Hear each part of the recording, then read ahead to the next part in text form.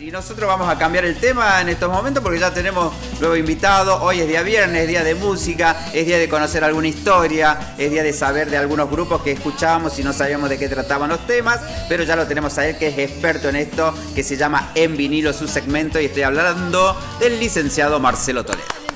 Bueno, Buen ¿cómo día. les va? ¿Cómo andan? Buen día. Estamos lejos. Bien, Estamos muy lejos bien. hoy, así como que... epa, Así es la Está mansión. solitario usted ahí. Estamos esquinados. Así es la mansión de pero me TVO. gusta esto, ¿eh? Me Sí. gusta, utilizar todos los espacios. Hermoso. Me encanta. ¿Y hoy qué tenemos Bueno. en vinilo? Vos sabés que hoy no podemos decir que hay una celebración, pero sí podemos recordar que hace 30 años, o sea, un día como hoy, pero del 96, Phil Collins decía adiós definitivamente a Genesis, al grupo que lo vio nacer, al grupo con el que de alguna manera hizo sus primeros pasos como músico, pero después entendió que también musicalmente, como solista, empezaba ya una nueva etapa. Entonces quiero que recorramos un poquito la historia de Genesis para que entiendas por qué es tan importante Phil Collins en la vida musical de Genesis.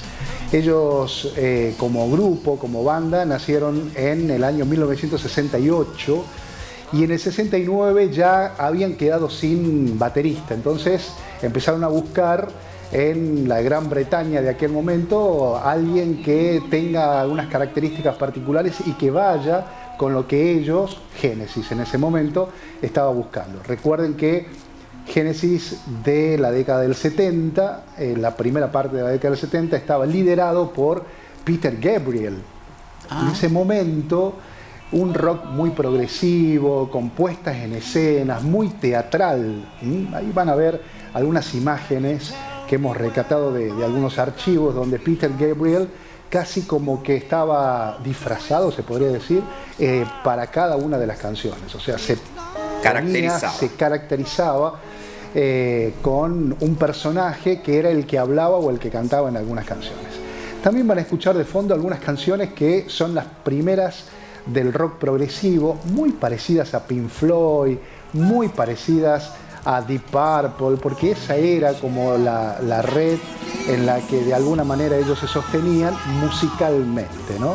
¿Era la tendencia de la época? Era la tendencia de la época y era la tendencia en la que el rock progresivo, si se quiere, como que era el que mandaba en esos primeros momentos de los 70 y como que varias bandas estaban sumadas o se sumaban a esa iniciativa con algunos aditamentos. En este caso Genesis con una puesta en escena muy teatral, como te decía, con canciones que no llegaron nunca a ser consideradas como tremendos éxitos, simplemente son canciones que quedaron como parte de la historia de Genesis. En el año 1975, Marcos, Peter Gabriel dice adiós, dice me voy de Genesis, no está el producto, no está haciendo lo que yo estoy buscando, y obviamente que yéndose el alma mater. ¿Él fue el creador? Él fue uno de los creadores de Genesis, claro, junto a Mike Rutherford y a Tony Banks. Entonces empezaron una búsqueda, porque bueno, obviamente yéndose el cantante, se iba, como te digo, el alma mater, el que ponía la cara, el frontman que ponía la cara cada vez que salían a escena. Era muy difícil, ¿no? Porque Genesis en ese momento debería haber desaparecido. Sin embargo, hicieron un casting. No sé, cientos de miles de chicos queriendo ser el cantante de Genesis y no daban con ninguno. ¿Qué pasó? Bueno, nada, estaban haciendo como una zapada interna. Phil Collins ya hacía coros para Peter Gabriel y empezó a sonar una melodía y una canción muy interesante para, bueno, Mike Rutherford en ese momento que lo estaba escuchando, y le dijo, Phil, ¿no querés ser y probar ser nuestro cantante? Bueno, desde ahí, desde esa iniciativa y desde ese ánimo que le dieron sus propios compañeros, casi como que de suplente entró por la ventana Phil Collins y empezó a ser el cantante de Genesis. A partir de ese momento cambió musicalmente Genesis. Ya no era rock progresivo, sino que de a poquito se iba incorporando dentro de la beta del rock and pop, husmeaba un poquito por el soul, husmeaba un poquito por el jazz, pero eran canciones que, la verdad, auditivamente eran mucho más lindas y mucho mejores y mucho más, musicalmente hablando, agradables al oído.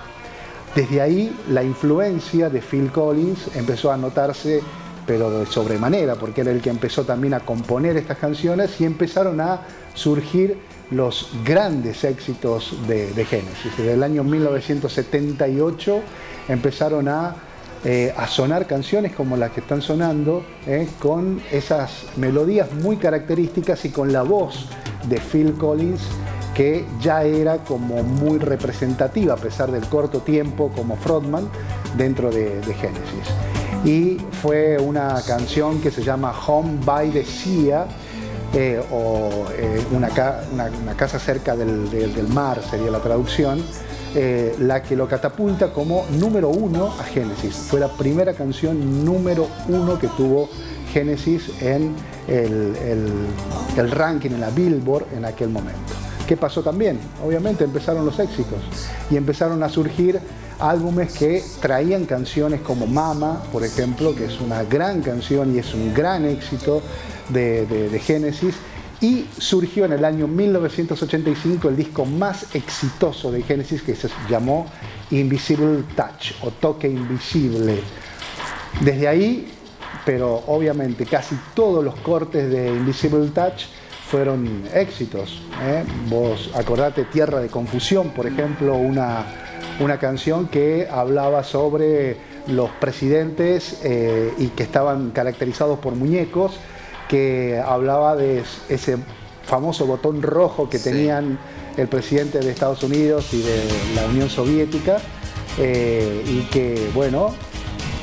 Ahora te digo que vos has escuchado hoy la música de Genesis cuando se hizo cargo Phil Collins y son reactuales los sonidos que tiene. Y claro, porque en realidad él también cambió eso, cambió esto del rock progresivo, casi como de lagrimeo constante, porque era muy down, a un rock pop, soul, jazz, donde se mezclaban muchas cositas y muchas cosas muy interesantes. Que también sonaban para los boliches. Y arreglos muy interesantes que eran justamente eso. Abría un poco el panorama para que las canciones también empezaran a sonar en otros lugares, que no solamente sea la radio y la televisión, como vos decís, los boliches con remixados o versiones mix que sonaban muy bien y que la verdad que la gente la tiene todavía como muy incrustada como parte de la música ochentosa, ¿no? Bueno, Invisible Touch fue de verdad el gran éxito de Genesis de la mano de Phil Collins. Tengan en cuenta que ya hacía un par de años que Phil Collins había empezado a trabajar en solista, ya había lanzado In the Air Tonight, ya había lanzado también No se necesita llevar saco, que era como el gran éxito de Phil Collins en ese momento, y este Invisible Touch, que fue como la obra maestra de Phil Collins con Genesis, y para llevarlo justamente a ser el grupo número 1 de aquel momento. En el 86, 87, hasta el 88 seguían sonando estas canciones. Marce pregunta, sí. El creador de los temas, el hacedor de los éxitos de Phil Collins, Sí. ¿era Phil Collins? Era Phil Collins, y todos los arreglos y algunas cosas que también estaban coescritas y coproducidas por Mike Rutherford y de Tony Banks. Vos tenés en cuenta también que la etapa solista de Phil Collins también tuvo a Mike and the Mechanic.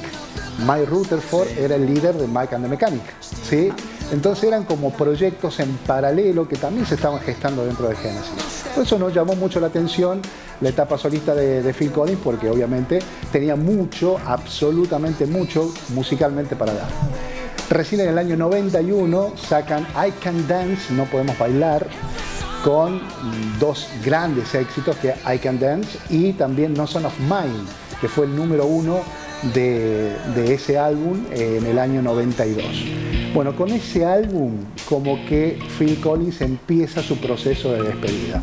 Hicieron una gira muy exitosa, por cierto, no los trajo a Sudamérica, simplemente fue europea, y con eso era como que ya estaba abierta la puerta para que Genesis se desarmara totalmente. Bueno, fue esto lo que hoy estamos recordando, que sucedió en el año 1996, un día como hoy, donde Phil Collins anuncia oficialmente que deja Genesis para seguir con sus proyectos solistas, la idea de seguir con música de película. Vos tenés en cuenta que fue un gran hacedor de música de película. En aquel momento, toda la década del 90 está marcada por Phil Collins musicalmente, sobre todo desde los estudios Disney. Así que, bueno, grandes éxitos, ¿no? La verdad es que por ahí los niños de aquel momento, que hoy ya son grandes, seguramente se deben acordar de un montón de canciones que Phil Collins ha cantado para ellos y que realmente le ha tocado el corazón. Bueno, de eso se trataba justamente su salida, de empezar a buscar proyectos que tengan que ver más con la parte musical, sonora, de bandas de sonido, que de lo que él como solista podía empezar a trabajar. Ahora te digo que la salida de Phil Collins, a comparación de Peter Gabriel, fue totalmente exitosa. Por supuesto, y yo creo que fue esperada también, ¿no? Fue esperada. Los integrantes de Phil Collins hicieron como un monigoteo ahí de buscar un nuevo cantante para hacer una gira, pero no le resultó, y de hecho cerraron las puertas y las ventanas para seguir con sus proyectos totalmente solistas. Bueno, pasó algo muy particular en el año 2021-2022, donde se despide o lo convocan a Phil Collins para despedirse oficialmente de Genesis. O sea, era la despedida de Phil Collins. Ten en cuenta que en ese momento Phil Collins ya tenía sus problemas lumbares y tenía un problema que, bueno, como Parkinson, algo parecido, que no lo dejaba tranquilo, y bueno, obviamente esa despedida la hizo sentado en un banquito, cantando en ese banquito. Y una particularidad, ¿sabés quién era el que tocaba la batería? No. El hijo, Anthony. Entonces era como el pase del papá al hijo de una herencia musical que le estaba dejando desde ese lugar en el que él había nacido, pues él nació en la batería. Entonces era como la nueva generación tomando la posta de lo que ya Phil Collins o Genesis ya no estaban haciendo por la música en ese momento. Así que la verdad que, bueno, quería hacer el recorrido, pero para recordar más esto de lo de Phil Collins y lo importante que fue el cambio. Miren que muchas veces decimos, se murió el cantante, se fue el cantante, ese grupo tiene que desaparecer, y en este caso hubo como una resiliencia interna, porque fue de casualidad, también fue el suplente del suplente del suplente, el que estaba ahí sentado en la batería al fondo, y el que de alguna manera salva la esencia de Genesis y le da una nueva impronta, que es obviamente hoy uno de los grupos más importantes de la década de los 70, los 80 y los 90, y bueno, obviamente que lo seguimos recordando. Gracias, Marce, por llegarte a Mañana Glam en vinilo de Phil Collins, que lo tenemos un poquito olvidado por este tema de la enfermedad, hay que ser sincero, pero su música sigue y perdurará por los tiempos. Sí, gracias. Él se aleja de los escenarios por sus problemas neurológicos, causados obviamente por su edad y también por todo lo que el trajín, ¿no? O sea, el trabajo que hizo desde 1970 hasta hoy, y que bueno, ya está en su casa, simplemente está en su casa con esto que te digo, dejando el palito de la batería para su hijo, que es el que sigue tocando la batería. Bueno, ya estaba con nosotros el licenciado Marcelo Toledo con este en vinilo, escuchándolo un efeméride musical. Sí, obviamente. Y Phil Collins, que es lo más. Lo pueden escuchar, pueden seguirlo, puede estar en Spotify, en YouTube, donde ponga Phil Collins van a salir los temas. Y si pones Genesis también, y podés escuchar este éxito que tanto hablaba Marce hace un ratito de One Can Dance. Así, música internacional para salir un poco del folclore y de algunos géneros que veníamos, bueno, estos días. Yo creí que iba a venir a contar la historia del chaqueño. De Valen. O del Valen Vargas. Que está hoy está con Casu. Sí, así que una gran noche para disfrutar en lo que va a ser el escenario mayor. Sé que quedaban pero muy contaditas las entradas, porque casi nada, agotado. Sí. Así que vayan, si quedan, vayan a verlos, y si no, también por la transmisión en vivo.